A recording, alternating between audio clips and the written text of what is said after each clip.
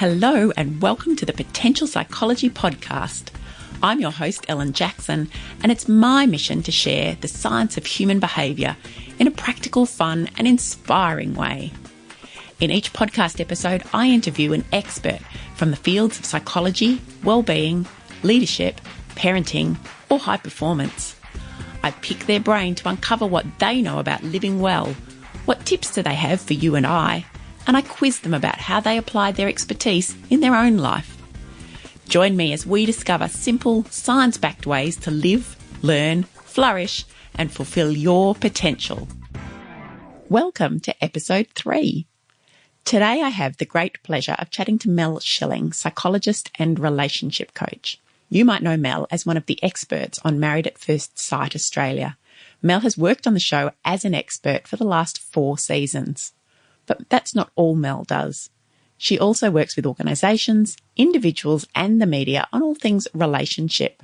So everything from dating and intimacy through to business negotiation and influencing. And today, Mel and I are chatting about her tips for relationships, new and old, what it's like to be a TV psychologist, and I'm going to ask her how she juggles a family in Bali with work in Australia. Welcome, Mel. Thanks, Ellen. What an amazing intro. Thank you. I'm so excited to be here on your new podcast. Well, it's exciting to have you here. I'm going to ask, firstly, what led you to your work in psychology and relationship coaching? Because that's not where you started out, is it? No. Well, as you know, we both crossed paths a lot, didn't we, earlier in our careers in the corporate side of psychology? Yes. I guess the path that led me here was really a personal one, and it was about making a whole bunch of mistakes and dating wrong for about 10 years. And what actually happened is I finally got to the point where I decided to start practicing what I preach. And, you know, as psychologists, that's something we don't often do, but it took me a while to get there. And what actually happened was the insight that a lot of the advice I was giving my clients in the corporate work that I was doing could actually relate to my own dating life. And so I started to apply principles like dating, my personal dating brand, you know, something we learned from corporate about personal branding and strategic and setting goals and having a positive mindset and all of the things that we apply really successfully in careers. I started experimenting with applying those to my dating life. And that's when my results started to change. Wow. So it's like a personal branding exercise. Yeah, well, I really see that as part of it.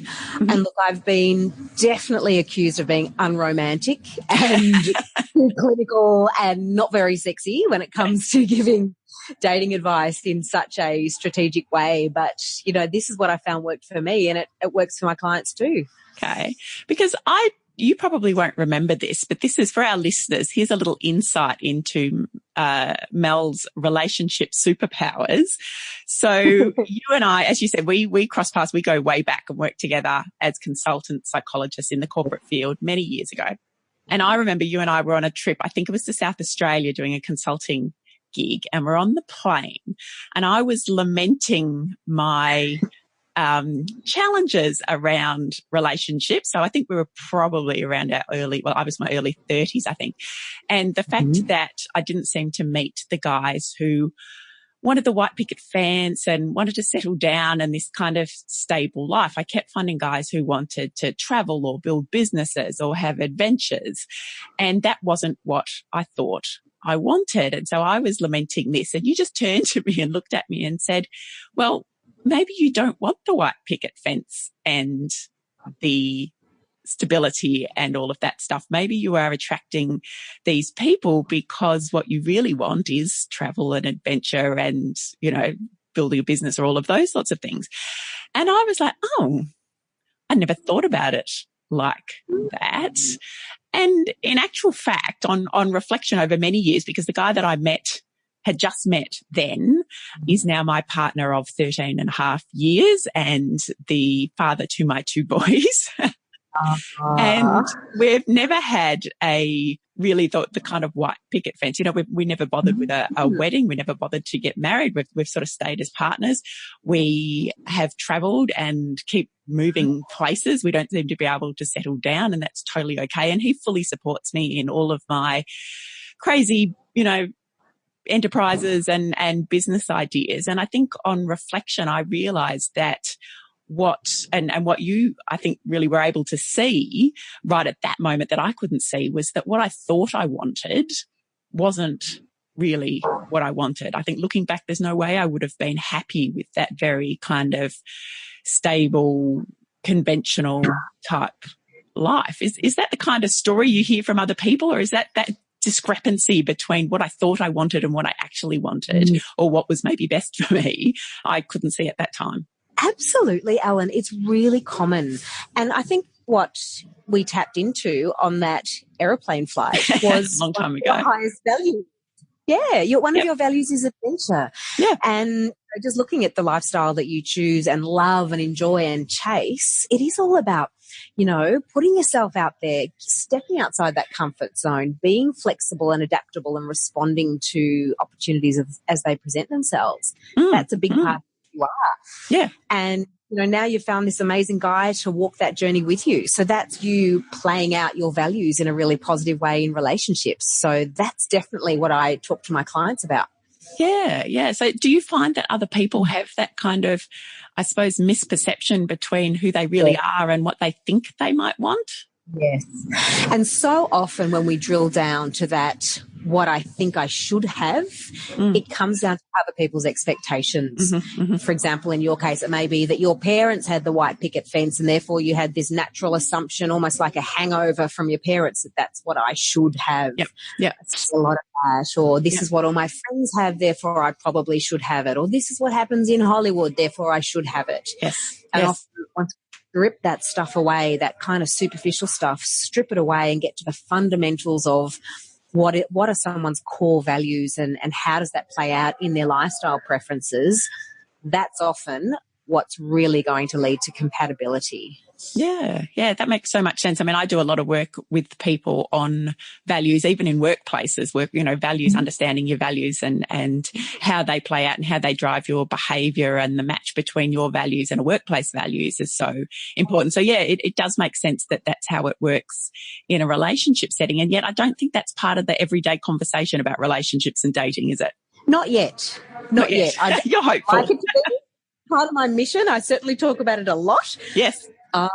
And look, to be fair, that is one of the things I like about, some of the more in-depth online dating platforms, because they do include, questionnaires about values and personality and that sort of thing. So they are sort of starting to step toward that more deeper level of compatibility. Okay, because that's not something I've looked at for a very long time, so I can imagine they've changed. It's a good thing. Yes. Okay, so you work a lot with, is it largely with women or also with men? Mostly with women. In my corporate work, a lot of the programs that I deliver are around really addressing, well, we all talk about the salary gap. I make a leap from that and talk about the confidence gap. I think the research just shows us time and time again that men are twice as likely as women to step up, promote themselves, put their hand up for a promotion or a new role. And fundamentally, I believe that comes back to confidence and courage to back yourself. It's interesting that you mentioned about the confidence gap, because I was actually just doing I was watching a video for International Women's Day, which was March the 8th.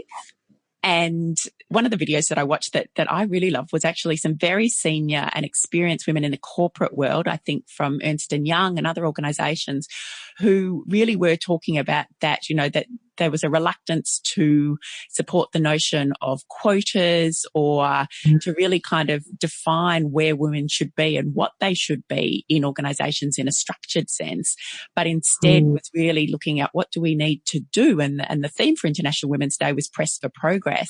And what do we need to do to build up that confidence? They were reflecting that there were women who had all the capabilities and had all of the required background and education and everything they needed to do, and yet they didn't tend to put themselves forward for roles in the same way that men did or do. Absolutely. And look, I believe a lot of it comes down to, what we might call micro behaviors. You're right. All of the big ticket items many women have these days, but it comes down to, presence and our posture and gestures and tone of voice and where we're sitting at the table in relation to the person with influence. And, there are so many small changes that we can make behavior, both verbally and non-verbally, that can start to shift that and start to increase the degree to which women's voices are actually heard. Yeah. Yeah. So what's the sort of tips or advice that you give women in that situation? Because I know we'll have a lot of listeners who are forging ahead in their careers who might like to kind of, take it to the next level. Sure. What would you suggest? Well, first thing I would suggest is you go and check out Amy Cuddy's fabulous TED Talk on presence or read her book. Yes. Which is just amazing. And one of the interesting findings here is that it's not just the mind influencing the body, which we've known for many years, but also the body can influence the mind. So through posture, and she talks about standing in a power pose like Wonder Woman for 2 minutes, you can actually change your physiology. Your cortisol levels come down, so your stress levels come down, and your testosterone, which as we know is the assertiveness hormone, goes up. And what research has shown is by doing this, you actually are more likely to assert yourself and to take calculated risks in a social situation.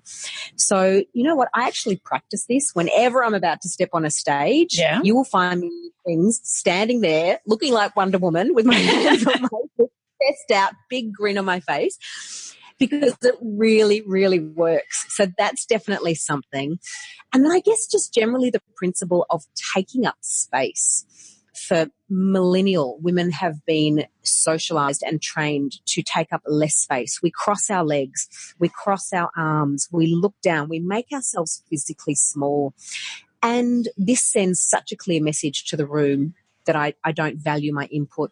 Don't give me some say because I'm really not worth it.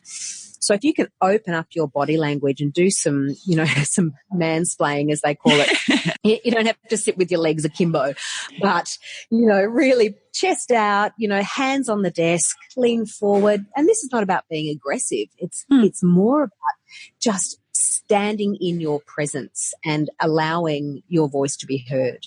Okay. And which is interesting to me because you have a background in performance, don't you? Yes, I do. Yes, a lady of the stage. And I have increasingly been doing speaking roles and a lot of training and facilitation over the last 5 years, which I never did previously. And I never saw myself as the kind of person who could or would do that. I'm reserved by nature. I just didn't really think that was me. And yet as I reflect on those experiences, and I even find myself now before I get up in front of a group, I'm not sure I've taken it to quite the power posing level yet, although maybe I should try it. But I do find myself switching into a performance mode. It's like a mental switch as soon as I get up in front of a group that says I am not a different person, but I'm a different version of myself when I'm in this place. So that kind of mind-body connection performance component makes sense in terms of, women being present, if that's the word, and being a player in perhaps those male-dominated spheres. Yes.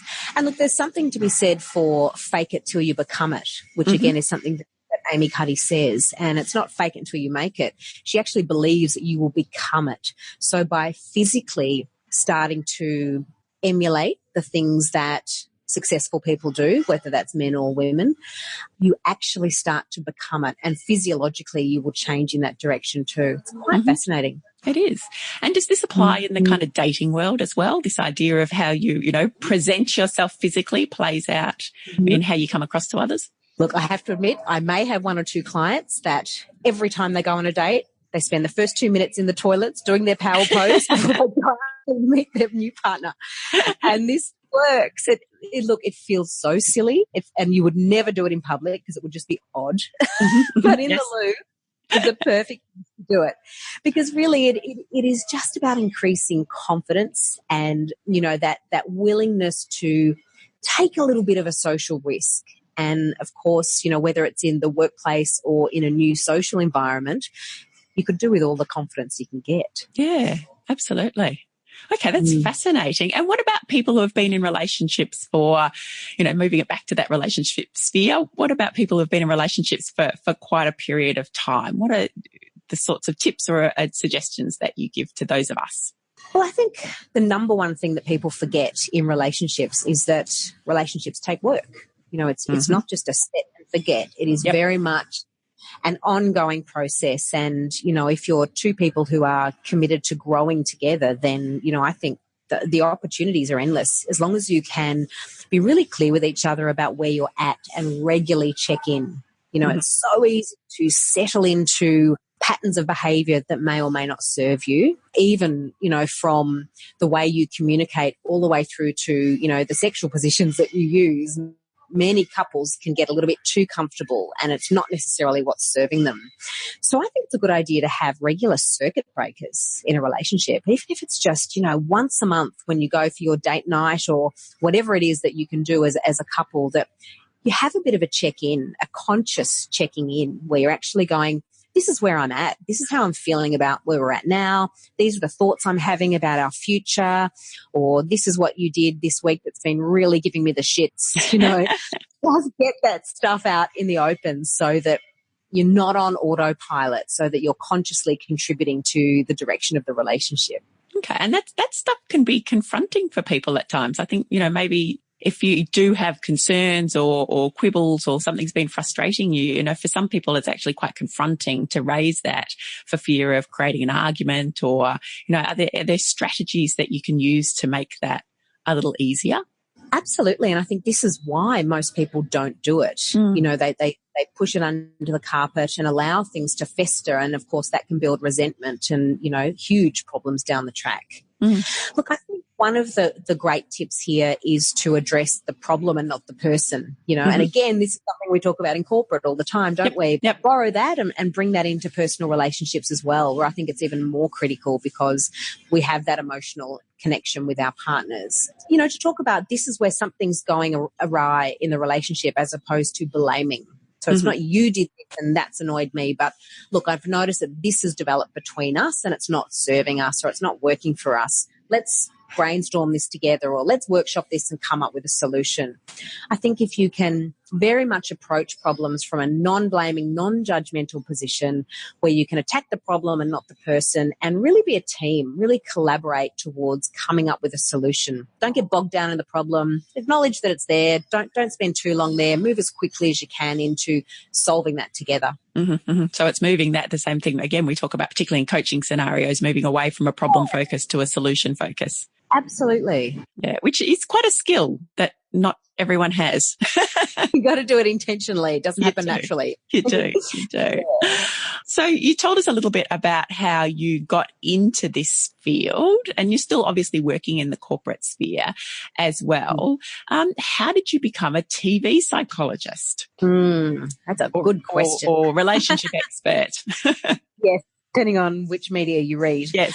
Well, I was doing quite a bit of media commentary. So, for example, chatting with the Today Show or The Project, when topics came up that related to generally relationships, but also communication and sort of positive psychology-based topics, I was starting to build, a bit of a media presence and built some really good relationships with journos and some of the media outlets directly. And then I watched the first series of Married at First Sight, and many friends and colleagues said to me, you should be doing this. And I kind of ignored it for a while until I couldn't ignore it anymore and thought, well, maybe it's time to actually put myself out there and step outside of this massive comfort zone that I've built. And so I leveraged the networks that I'd built and found out who was casting the show and basically went in there and pitched myself. Yeah.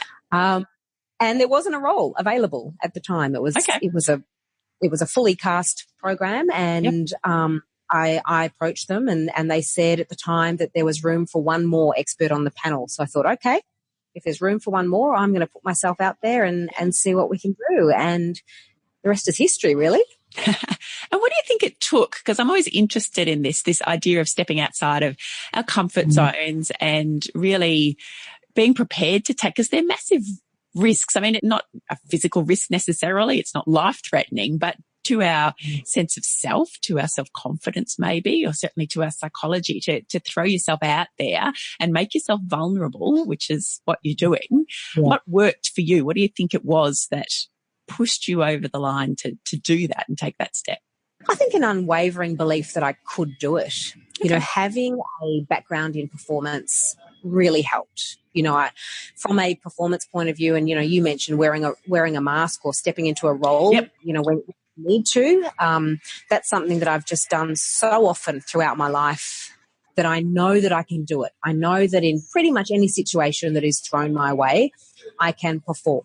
Mm-hmm. So that confidence in my capacity to, you know, and also my subject matter expertise, you know, knowing that no matter what was thrown my way, I could speak on it and speak confidently on that topic. That really helped. But also, you know, coming from that stage background and even a TV background, I knew that my future was in that realm.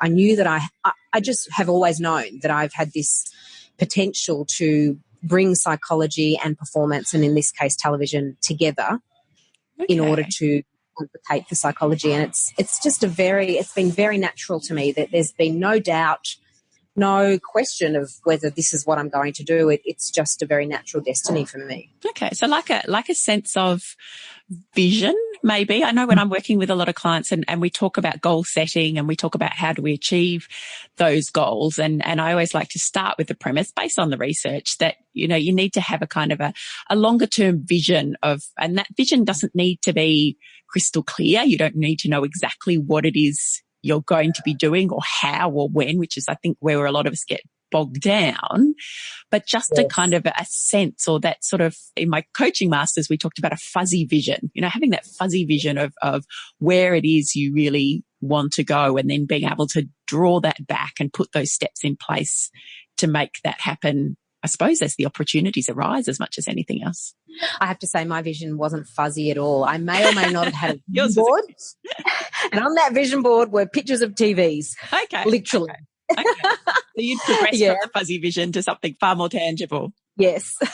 And still is. I think that's informative as well, that, you know, perhaps it is that process of getting really clear and using the vision boards and using some of those tangible tools to help create goals, and then taking advantage of the opportunities or making those opportunities as they arise, which kind of brings us back to that conversation about women and their roles at work, doesn't it? That we need to understand ourselves. We need to know the benefits of this kind of notion of self-belief and confidence, and to really grow those in order to be able to step outside of the comfort zone and get where we want to be.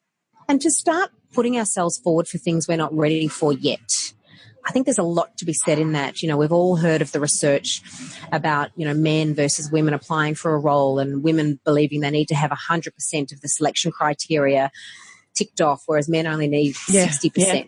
You know, let's play with that way that men do it. And I don't mean to behave like men, but to model that behavior and to take lessons from that and actually do it in our own feminine way.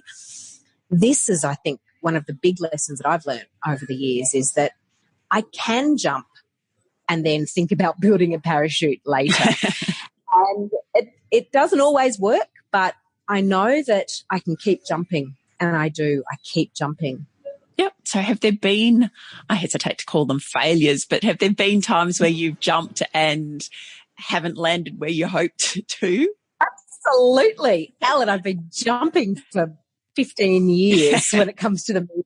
Quite literally. I mean, I did a course, a 1 week intensive course in TV presenting. I think it's probably 13 or 14 years ago now, and have been knocking on doors ever since.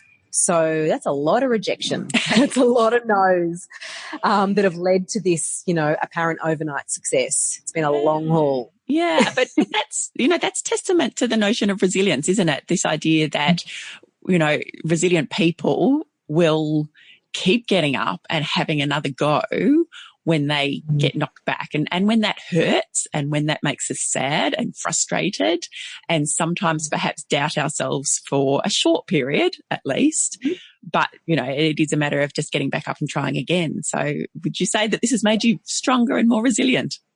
It has, but I have to say, I even still have moments of imposter syndrome. Mm-hmm. You know, my partner's constantly having to challenge me on it when, you know, I'll doubt myself and start, you know, imagining that I'm just this green little rookie that nobody values. And Yep. look at you, you're on the highest rating show on TV at the moment, you know, you're getting 2.5 million viewers every show. You need to step up and own this. And, you know, even though I consider myself a very confident person, I still need reminders of that.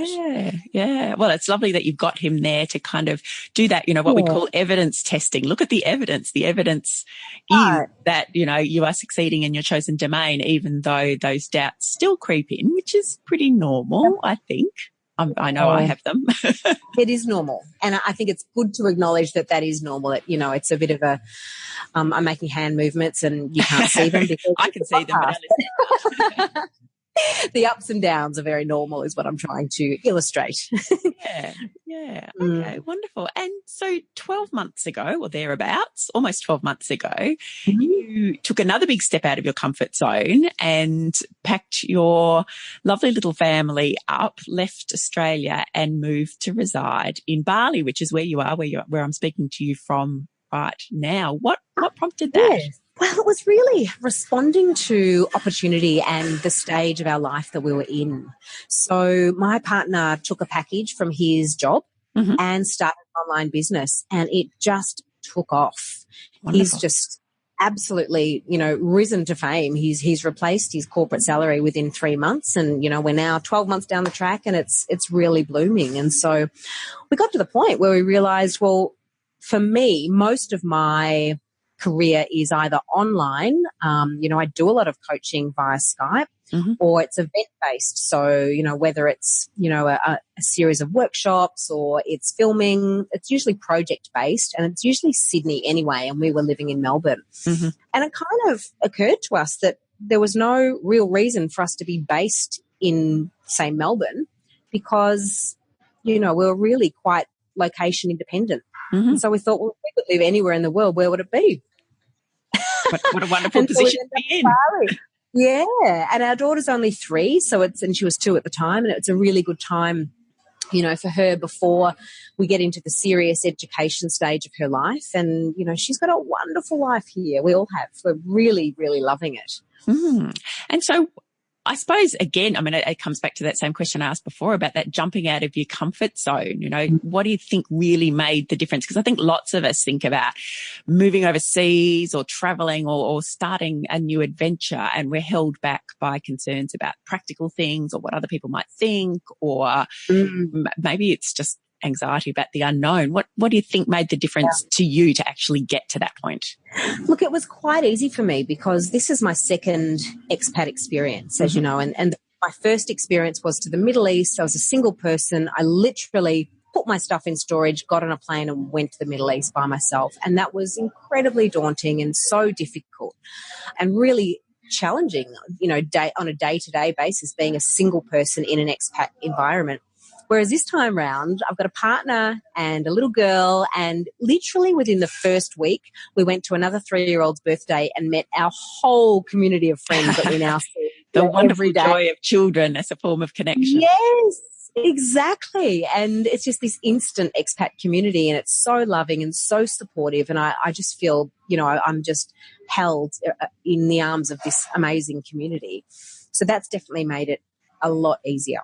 And so you are a mother raising a little girl, raising a daughter, and we've talked a lot about women and confidence and self-belief and taking chances and those sorts of things. What will be the advice that you give to your daughter as she grows up about being the best version of herself? One of the things I'm very passionate about with young women is educating them about boundaries, and, you know, certainly in this Me Too climate and this whole awakening that is happening globally at the moment, I'm really interested in how do we educate young women to become comfortable saying no.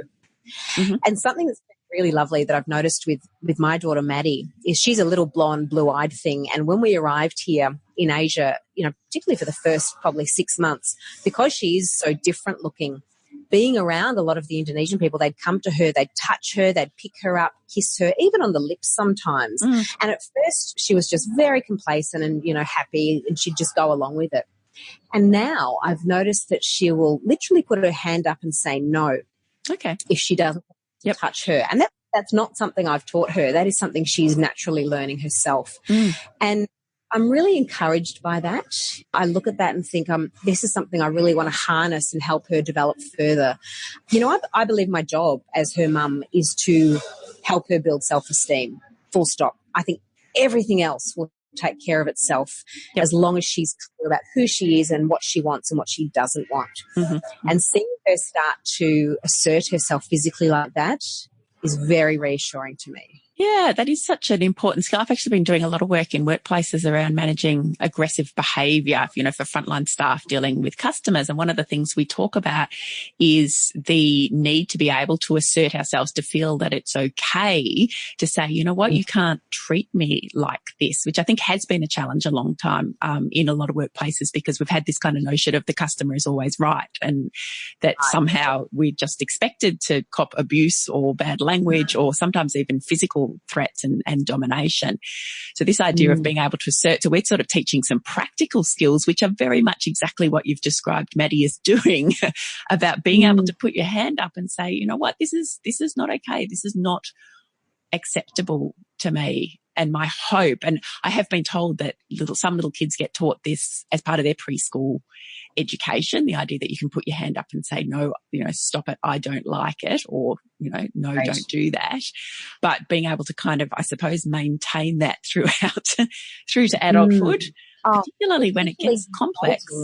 Dating and relationships, date rape and acquaintance rape are just so prevalent, particularly at that, that young adult university age. In fact, this is what I'm writing a book about, is about dating. Oh, fabulous.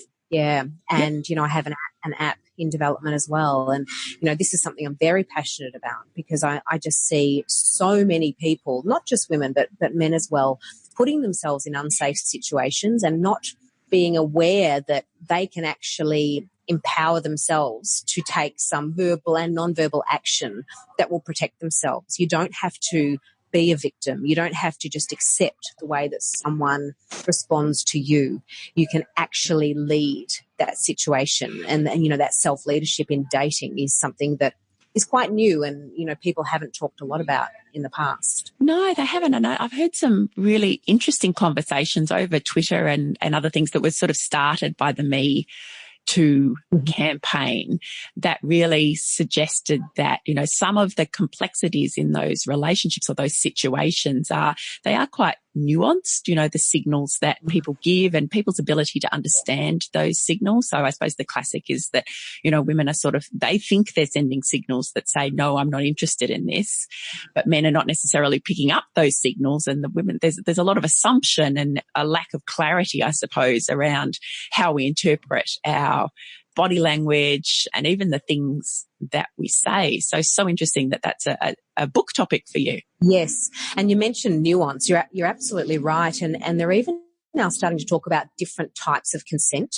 So yes, there's affirmative consent, but there's also enthusiastic consent. Yes. This is great in educating men about how to read the type of consent or the type of response a woman is giving them.